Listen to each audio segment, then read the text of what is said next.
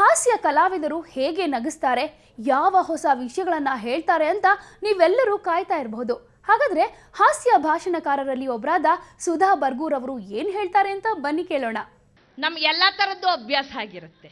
ನಾವು ಕಾರ್ಯಕ್ರಮದಿಂದಲೇ ಪಾಠ ಕಲಿಯೋದು. ಏನೆಲ್ಲ ಕಾರ್ಯಕ್ರಮಕ್ಕೆ ನೋಡಿ, ಇಲ್ಲಿ ಬೆಂಗಳೂರಿನಲ್ಲಿ ಕರೆಯುವಾಗ ಬಹಳ ಸ್ಟೈಲಾಗಿ ಕರೀತಾರೆ. ಬಹಳ ಸಲ ನಮ್ಮ ಕಾರ್ಯಕ್ರಮ ಬುಕ್ ಆಗೋದು ಫೋನಲ್ಲಿ. ಎಷ್ಟು ವಿಚಿತ್ರ. ನಾವು ಭಾವನೆ ಮುಖ್ಯ, ಭಾಷೆ ಅಲ್ಲ ಅನ್ನಕ್ಕೆ ಹೇಳೋದು. ಕೆಲವೊಮ್ಮೆ ಭಾಷೆಯಲ್ಲಿ ಎಡವಟ್ಟಾಗುತ್ತೆ. ಫೋನ್ ಮಾಡ್ತಾರೆ, ಅಲೋ ಸುಧಾ ಬರ್ಗೂರ್ ಅವರಾ? ಹೌದು, ನಮಸ್ಕಾರ, ಹೇಳಿ ಮೇಡಮ್ ಅವರೇ, ಜನವರಿ 28 ಸಾಯಂಕಾಲ 7:30 ಫ್ರೀಯಾಗಿ ಸಿಗ್ತೀರಾ? ಹಣ ಕಾಸು ಕೊಟ್ರೆ ಕಾರ್ಯಕ್ರಮ ಮಾಡೋದು ಕಷ್ಟ. ಫ್ರೀಯಾಗಿ ಸಿಗ್ತೀರಾ ಅಂದ್ರೆ ಅದ್ರ ಭಾವನೆ ಒಳ್ಳೇದು. ಪಾಪ ಕಾರ್ಯಕ್ರಮಕ್ಕೆ ಬರ್ತೀರಾ, ಕರಿಬೇಕು. ಅವರು ಕರೆಯೋದ್ರಲ್ಲಿ ಒಂಚೂರು ಎಡವಟ್ಟು ಅಷ್ಟೇ. ಇನ್ನು ಕೆಲವರು ನನ್ನ ಯಜಮಾನರು ಕಾಲೇಜ್ನಲ್ಲಿ ಪ್ರಿನ್ಸಿಪಾಲ್ ಆಗಿದ್ದಾರೆ.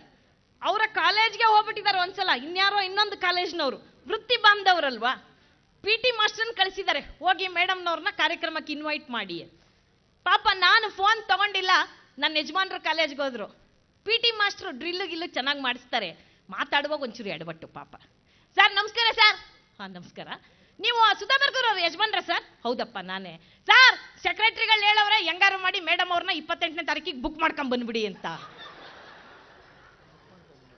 ನಮ್ಮ ಮನೆಯವ್ರು ನನಗೆ ಫೋನ್ ಮಾಡಿದ್ರು, ನೋಡಿ ಇಲ್ಲೊಬ್ಬ ಬಂದಿದ್ದಾನೆ, ಹೆಂಗ್ ಮಾತಾಡ್ತಾನೆ ಕೇಳಿಸ್ಕೊ. ನೀವು ನಕ್ಕೊಂಡಿರ್ಬೇಕು ಅಂದ್ರೆ ಮನೆಯಲ್ಲೇ ಎಷ್ಟೊಂದು ತಮಾಷೆಯಾಗಿರುತ್ತಲ್ವಾ. ನೋಡೋ ಪ್ರಸಂಗಗಳಿದೆಯಲ್ಲ, ನಾವು ಹಾಸ್ಯ ಮಾತನಾಡೋರು ಅದಕ್ಕೊಂದು ವಿಭಿನ್ನ ದೃಷ್ಟಿಕೋನ ಹಾಕೊಂಡು ನೋಡ್ತೀವಿ. ಬೇಕಾದಷ್ಟು ಪ್ರಸಂಗ ಸಿಗುತ್ತೆ. ಹೋದ ವರ್ಷ ನನ್ನನ್ನು ಕರ್ನಾಟಕ ರಾಜ್ಯೋತ್ಸವದ ಸಮಾರಂಭಕ್ಕೆ ರಾಯಬಾಗ್ ಹತ್ರ ಉತ್ತರ ಕರ್ನಾಟಕದಲ್ಲಿ ಒಂದು ಸಣ್ಣ ಹಳ್ಳಿಗೆ ಕರೆಸಿದ್ರು. ಉತ್ತರ ಕರ್ನಾಟಕ ಮಂದಿ ಅದಿರೇನಪ್ಪ? ಶರಣ್ರಿ ಅಪ್ಪ, ಹೊಡೆರಿ ಚಪ್ಪಾಳೆ. ಆ ಕಾರ್ಯಕ್ರಮದಲ್ಲಿ ಒಂದಿಷ್ಟು ಉತ್ಪ್ರೇಕ್ಷೆ ಇಲ್ಲದೆ ಹೇಳ್ತಾ ಇದ್ದೀನಿ, ತುಂಬಾ ಸಣ್ಣ ಹಳ್ಳಿ ಅದು. ಆ ಊರಿನ ಹೆಣ್ಮಕ್ಳು ಬದುಕು ಇವತ್ತಿಗೂ ಅಡಿಗೆ ಮನೆಗೆ ಸೀಮಿತ. ಅಂದ್ರೆ ಅವರು ತಮ್ಮೊಬ್ರು ಅಷ್ಟೇ, ಅವ್ರಿಗೆ ಹೊರಗಡೆ ಜಗತ್ತೇ ಗೊತ್ತಿಲ್ವಂತೆ. ಅವತ್ತು ನನ್ನನ್ನ ಕರೆಸಿದ್ದಾರೆ. 2,500 ಮಹಿಳೆಯರು ಬಂದಿದ್ರ ಕಾರ್ಯಕ್ರಮಕ್ಕೆ. ಚಪ್ಪಾಳೆ. ಕಾಲ ಕೆಟ್ಟೋಗಿದೆ, ನಾವೇ ಕೇಳಿ ಬಡಿಸ್ಕೋಬೇಕು. ಬಲಗಡೆ ಎಲ್ಲ ಹೆಣ್ಮಕ್ಳು ಕೂತ್ರು, ಎಡಗಡೆ ಎಲ್ಲ ಗಂಡು ಮಕ್ಕಳು ಕೂತ್ರು. ಒಂದಷ್ಟು ಜನ ನಿಂತಿದ್ರು. ನಿರೂಪಣೆ ಮಾಡೋನು ನನಗಿಂತ ಜಾಸ್ತಿ ಬಣ್ಣ ಹಚ್ಕೊಂಡ್ ಬಂದಿದ್ದ. ಖುಷಿ, ಫಸ್ಟ್ ಟೈಮ್ ಗ್ಲಾಮರ್ ನೋಡ್ತಾ ಇದ್ದಾನ ಅವನು. ನಮಸ್ಕಾರ ರೀ ಅಪ್ಪ, ನಮಗ್ ಗೊತ್ತದ್ರಿ, ನಾವು ನಮ್ಮ ಊರಾಗ 10 ವರ್ಷದಿಂದ ಕಾರ್ಯಕ್ರಮ ಮಾಡಕ್ ಹತ್ತೀವಿ. ಯಾವುದಕ್ಕೂ ನಮ್ಮ ಹೆಣ್ಮಕ್ಳು ಬರವಲ್ರು. ಒಟ್ಟ ಅಡ್ಗೆ ಮನೆಯಾಗ ರೊಟ್ಟಿ ಬಡ್ಕೋತ್ ಕುಂಡಿರ್ತಾರ. ಇವತ್ತು ಯಾಕೆ ಬಂದಿರ್ ಹೇಳ್ರಲ್ಲ, ಸುಧಾ ಬರ್ಗೂರ್ ಅವ್ರ ಸಲುವಾಗಿ ಹೌದಿಲ್ಲ ಅಂದ. ಎಲ್ಲ ಹೆಣ್ಮಕ್ಳು ಚಪ್ಪಾಳೆ ತಟ್ಟಿದ್ರು. ಹೀಗಂದೆ ನಾನು ಸ್ಟೇಜಿಂದ ಅಕ್ನಾಲೆಡ್ಜ್ ಮಾಡಿಕೊಂಡೆ. ಅವರ ಚಪ್ಪಾಳೆಯನ್ನು ನಾನು ರಿಸೀವ್ ಮಾಡಿದೆ. ಹೀಗಂದೆ, ಪುಣ್ಯಾತ್ಮ ಅಲ್ಲಿಗೆ ನಿಲ್ಲಿಸ್ಬೇಕು ತಾನೆ. ಈ ಕಡೆ ಬರೇ ನಮ್ಮೂರ್ ಗಂಡಸ್ ಮಕ್ಕಳೇ ಅಲ್ರಿ, 10 ಹಳ್ಳಿ ಗಂಡಸ್ ಮಕ್ಕಳು ಬಂದಾರ್ರಿ. ಯಾಕೆ ಹೇಳ್ರಿ, ಸುಧಾ ಬರ್ಗೂರ್ ಅವ್ರ ಸಲುವಾಗಿ ಹೋದಿಲ್ಲ ಅಂದ. ನಾನು ಅವಾಗ ಹಿಂಗ ಅನ್ಬಾರ್ದು, ಬಹಳ ಡೇಂಜರ್ ಅದು. ನಾ ಹಿಂಗಂದೆ. That is called body language. ಮನುಷ್ಯನ ಅಂಗಿಕ ಅಭಿನಯ ಬಹಳ ಮುಖ್ಯ. ಹೆಣ್ಮಕ್ಳಿಗೆ ಹೀಗಂದೆ, ಗಂಡು ಮಕ್ಕಳಿಗೆ ಹೀಗಂದೆ. ಪುಣ್ಯಾತ್ಮ ಅಲ್ಲಿಗೆ ನಿಲ್ಲಿಸ್ಲಿಲ್ಲ. ನಾವು ಟಿವಿದಾಗ ಭಾಳ ಜೋರ್ ಮಾತಾಡೋ ಸುಧಾ ಬರ್ಗೂರ್ ಅವ್ರು ನೋಡಿದ್ವಿ. ಟಿವಿದಾಗ ಎರಡೂ ಒಂದೇ. ದೂರದರ್ಶನದಾಗ ದೂರದಿಂದ ನೋಡ್ತಿದ್ದ ಸುಧಾ ಬರ್ಗೂರು ನಮ್ಮ ಊರಿಗೆ, ನಮ್ಮ ಸ್ಟೇಜ್ಗೆ ಬಂದಾರ್ರಿ, ಬರ್ರಿ ಅನುಭವಿಸ್ರಿ ಅಂದ. ಯಪ್ಪ ಕೊಲಬ್ಯಾಡ್ಲೆ ಅಂದೆ. ಅವನು ಏನ್ ಹೇಳ್ಬೇಕಾಗಿದೆ, ಬನ್ನಿ ಭಾಷಣ ಕೇಳಿ ಆನಂದಿಸಿ ಅನ್ಬೇಕು. ಓಪನ್ ಇನ್ವಿಟೇಷನ್ ಕೊಡ್ತಿದ್ದಾನೆ, ಬರ್ರಿ ಅನುಭವಿಸ್ರಿ ಅಂತ. ನನಗ್ ನಾನೇ ಸಮಾಧಾನ ಮಾಡ್ಕೊಂಡೆ. ಪಾಪ ಭಾಷೆ ಎಡವಟ್ಟು, ಭಾವನೆ ಬಹಳ ಒಳ್ಳೆದಿದೆ.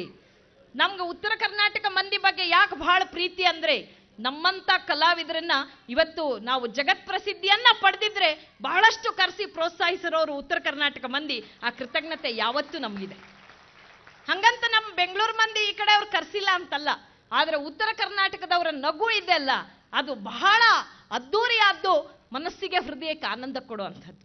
ಅಂಥದ್ದೇ ವಿಭಿನ್ನ ಅನುಭವಗಳು ಕಾರ್ಯಕ್ರಮಕ್ಕೆ ಹೋದಾಗಲೇ ನನಗಾಯ್ತು. ನಾನು ಯಾಕೆ ಮಕ್ಕಳ ವಿಚಾರದಿಂದ ಪ್ರಾರಂಭ ಮಾಡಬೇಕು ಅಂತ ಬಯಸ್ತೀನಿ ಅಂದ್ರೆ, ನನ್ನ ಹೃದಯಕ್ಕೆ ತುಂಬಾ ಹತ್ರ ಆದವ್ರ ಮಕ್ಕಳು. ಮತ್ತೆ ನಾವೆಲ್ಲ ಬೆಂಗಳೂರಿನಂತ ನಗರದಲ್ಲಿ ಹುಟ್ಟು ಬೆಳೆದವರಲ್ಲ. ನಾನು ಓದಿದ್ದು ಹಳ್ಳಿಲಿ ಕನ್ನಡ ಮಾಧ್ಯಮದಲ್ಲಿ ಸರ್ಕಾರಿ ಶಾಲೆಯಲ್ಲಿ 1ನೇ ಕ್ಲಾಸಿಂದ 10ನೇ ಕ್ಲಾಸ್ವರೆಗೂ. ಚಪ್ಪಾಳೆ. ನಾವು 5ನೇ ಕ್ಲಾಸಲ್ಲಿ ಬಿಗ್ ಲೆಟರ್ ABCD ಕಲ್ತವ್ರು. 6ನೇ ಕ್ಲಾಸಿಗೆ ಬಂದ ಮೇಲೆ ಸ್ಮಾಲ್ ಲೆಟರ್ ABCD ಕಲ್ತ್ವಿ. ನಮ್ಮ ಮೇಷ್ಟ್ರು ಇನ್ಸ್ಪೆಕ್ಟರ್ ಬಂದಾಗ ಕೇಳೋರು, ಸುಧಾ ಬಾಯಲ್ಲಿ ನಾಳೆ ಅನ್ನಕ್ಕೆ ಏನಂತಾರಮ್ಮ ಇಂಗ್ಲಿಷಲ್ಲಿ? Sir tomorrow. Good, very good. ನಾಡಿದ್ದು ಟುಮಾರೋ. ನಾಳೆ ಎಳೆದು ಬಿಟ್ರೆ ನಾಡಿದ್ದಾಗತ್ತೆ ಅನ್ಕೊಂಡಿದ್ವಿ. ಪಾಪ ಅವರು ಹಳ್ಳಿ ಮೇಷ್ಟ್ರು ವೆರಿ ಗುಡ್ ಅನ್ನೋರು, ಇನ್ಸ್ಪೆಕ್ಟ್ರು ಗುಡ್ ಅನ್ನೋರು. ಈ ಕೆಲಸ ಆಗತ್ತೆ ಹೇಳಮ್ಮ ಇಂಗ್ಲಿಷಲ್ಲಿ? ಸಾರ್ ಡನ್ನು. ಹಾಗೆ ಆಗತ್ತೆ ಡಂಡನ್ ಡಂಡನ್. ಹಿಂಗೆಲ್ಲ ಇಂಗ್ಲಿಷ್ ಕಲ್ತ ಸುಧಾ ಬರ್ಗೂರೆ 14 ದೇಶಕ್ಕೆ ಹೋಗಿ ಕಾರ್ಯಕ್ರಮ ಮಾಡಿ ಬಂದಿದ್ದೀವಿ ಅಂದ್ರೆ ನಮ್ಮ ಮಕ್ಕಳ ಕೈಲಿ ಸಾಧ್ಯ ಇಲ್ವಾ ಬಂಧುಗಳೇ? Nothing is impossible. ಸ್ಪೆಷಲಿ ಹೆಣ್ಮಕ್ಳಿಗೆ ನಾನು ಹೇಳೋಕೆ ಇಷ್ಟಪಡ್ತೀನಿ, ಹೆಣ್ಣಾಗಿ ಹುಟ್ಟಿದ್ದಕ್ಕೆ ಹೆಮ್ಮೆ ಪಡೋಣ. ಮುಂದಿನ ಜನ್ಮ ಇದ್ರೆ ಹೆಣ್ಣಾಗೆ ಹುಟ್ಟಿಸು ದೇವ್ರೆ ಅಂತ ಕೇಳ್ಕೊಳ್ಳೋಣ. ಇಲ್ಲಿರೋ ಯಾವ ಗಂಡು ಮಕ್ಳನ್ನ ಬೇಕಾದ್ರೂ ಕೇಳಿ, ಅವ್ರು 10,000 ರೂಪಾಯಿ ಶರ್ಟು 5,000 ರೂಪಾಯಿ ಪ್ಯಾಂಟ್ ಹಾಕೊಂಡಿರ್ತಾರೆ, ಯಾರಿಗೂ ಗೊತ್ತಾಗಲ್ಲ. ನಾವೊಂದು 500 ರೂಪಾಯಿ ಸೀರೆ ಉಟ್ಕೊಳ್ಳಿ, ಅದ್ರ ಝಲಕ್ಕೆ ಬೇರೆ. ಬಳೆ ಸದ್ದಿದ್ದಲ್ಲೇ ಕಳೆ ಇರುತ್ತೆ ಅಂತ ಭಾವಿಸಿದ್ದೀನಿ. ಅದಕ್ಕೆ ಹೆಣ್ಣುಗಳಿಗೆ, ವಿಶೇಷವಾಗಿ ನಮ್ಮ ಸೋದರಿಯರಿಗೆ ನನ್ನ ಕಡೆಯಿಂದ ಅಭಿನಂದನೆ ಸಲ್ಲಿಸ್ತೀನಿ. ಹೊಡಿರಿ ಚಪ್ಪಾಳೆ. ಆದ್ರೆ ಈ ಹೆಣ್ಮಕ್ಳು ಬಹಳ ತಲೆ ಕೆಡಿಸ್ಕೊಳ್ಳೋದು ನಮ್ಮ ಮಕ್ಕಳ ಮಾರ್ಕ್ಸ್ ಕಾರ್ಡ್ ವಿಚಾರದಲ್ಲಿ. ಏನ್ ಟೆನ್ಷನ್ನು. ನಾನು ಅಪ್ಪಂದ್ರದ್ದು ನಡವಳಿಕೆ ನೋಡಿದ್ದೀನಿ, ಅಮ್ಮಂದ್ರದ್ದು ನೋಡಿದ್ದೀನಿ. ಅಪ್ಪಂದ್ರು ಮಕ್ಕಳ ಮಾರ್ಕ್ಸ್ ಕಾರ್ಡ್ ಬಗ್ಗೆ ತಲೆ ಕೆಡಿಸ್ಕೊಳ್ಳಲ್ಲ. ಮಕ್ಕಳ ಮಾರ್ಕ್ಸ್ ಕಾರ್ಡ್ ಬಂದ್ಕೊಳ್ಳೆ, ರೀ ನಿಮ್ಮ ಮಗನ ಮಾರ್ಕ್ಸ್ ನೋಡಿದ್ರಾ? ಇರ್ಲಿ ಬಿಡೆ, ಅವನಿಗೆ ಗೊತ್ತಲ್ಲ ಅವನು ಒರಿಜಿನಲ್ ಮಾರ್ಕ್ಸು, ಫ್ಲಾಶ್ ಬ್ಯಾಕ್ ನೆನಪಿರುತ್ತೆ, ಹೇಳಲ್ಲ ಅಷ್ಟೇ ಅವನು. ಅಮ್ಮಂದ್ರ ಹಂಗಲ್ಲ, ಎಲ್ಲ ಅಮ್ಮಂದ್ರಿಗೂ ಅವ್ರ ಮಕ್ಕಳೇ ಫಸ್ಟ್ ರ್ಯಾಂಕ್ ಬರಬೇಕು. ಇದ್ರ ಹಿಂದಿರೋದು ತಾಯಿ ಕರಳಷ್ಟೇ. ನಾವು ಜೀವನದಲ್ಲಿ ಏನು ಸಾಧಿಸಕ್ಕಾಗಿಲ್ಲ, ನಮ್ಮ ಮಕ್ಕಳು ಸಾಧಿಸ್ಲಿ ಅನ್ನೋ ಕರಳು. ಆದ್ರೆ ಇಷ್ಟೆಲ್ಲ ತಲೆ ಕೆಡ್ಸ್ಕೊತಿರಲ್ಲ ನನ್ನ ಸೋದರಿಯರೇ. ಮದುವೆ ಆಗುವಾಗ ಯಜಮಾನ್ರುಗಳ ಮಾರ್ಕ್ಸ್ ಕಾರ್ಡ್ ನೋಡಿದ್ರೇನು? ಯಾರು ನೋಡಿಲ್ಲ. ದಯವಿಟ್ಟು ಮನೆಗೆ ಹೋಗಿ ನೋಡೋ ಪ್ರಯತ್ನ ಮಾಡಬೇಡಿ. ನನ್ನ ಮದುವೆಯಾಗಿ 10 ವರ್ಷದ ಮೇಲೆ ನನ್ನ ಗಂಡನ ಮಾರ್ಕ್ಸ್ ಕಾರ್ಡ್ ಸಿಕ್ಬಿಡ್ತು ಹಳೆ ಪೆಟ್ಟಿಗೆ ಕ್ಲೀನ್ ಮಾಡುವಾಗ. ಏನು ಅದ್ಭುತವಾದ ಮಾರ್ಕ್ಸು ಪುಣ್ಯಾತ್ಮಂದು. 1 0 3 2 ಅಷ್ಟು ಕೂಡಿದ್ರು 10 ಆಗ್ತಾ ಇಲ್ಲ. ಸಾಯಂಕಾಲ ಬಂದ್ರು ನನ್ನ ಮಗಳು, ಅಪ್ಪ ಮಾರ್ಕ್ಸ್ ಕಾರ್ಡ್ ಅಂದ್ಲು. 1 0 3 ಥೂ, ನಿನ್ನ ನಾಚಿಕೆ ಆಗಲ್ಲ ನಿನಗೆ? ನಾನು ಯಾವಾಗಲೂ 85% ತಗೋತಿದ್ದೆ. ಅಪ್ಪ ನಿಂದೆ ಹಳೆ ಮಾರ್ಕ್ಸ್ ಕಾರ್ಡ್ ಅದು. ಮನೆಯ ಕತೆ ಇದು. ಬಟ್ ನನ್ನ ದೃಷ್ಟಿಲಿ ಮಾರ್ಕ್ಸ್ ಕಾರ್ಡೇ ಬಹಳ ಮುಖ್ಯ ಅಂತ ನಾನೇನು ಅನ್ಕೊಂಡಿಲ್ಲ ಬಂಧುಗಳೇ. ತುಂಬಾ ಚೆನ್ನಾಗಿ ಓದ್ದವರು ಏನೂ ಆಗಲಿಲ್ಲ. ನಮ್ಮ ದಯಾನಂದ್ ತೋರಿಸಿದ್ರು ನೋಡಿ, ಯಾರು ಜಾಸ್ತಿ ಫೇಲ್ ಆದ್ರೋ ಅವರೇ 3ನೇ ಮಾಡಿಲ್ ಕೂರಕ್ಕೆ ಸಾಧ್ಯ ಆಗಿರೋದು. ಅದರಿಂದ ನಾವು ವಿಡಂಬನೆ ಮಾಡಿದಾಗ ರಾಜಕೀಯ ವ್ಯಕ್ತಿನ ಬಹಳ ಖುಷಿ ಪಟ್ವಿ. ಮಾಸ್ಟರ್ ಹಿರಣ್ಣಯ್ಯನವ್ರನ್ನ ಅವ್ರು ನೆನ್ಪು ಮಾಡ್ಕೊಂಡಿದ್ದಕ್ಕೆ ತುಂಬಾ ಸಂತೋಷ ಆಯ್ತು. ನಕ್ಕು ಸುಸ್ತಾಗಿದ್ದೀರಾ ಅಂತ ಅನ್ಸುತ್ತೆ ಅಲ್ವಾ? ಒಂದು ಬ್ರೇಕ್ ತಗೊಳ್ಳಿ, ಮತ್ತೆ ಬರ್ತೀವಿ.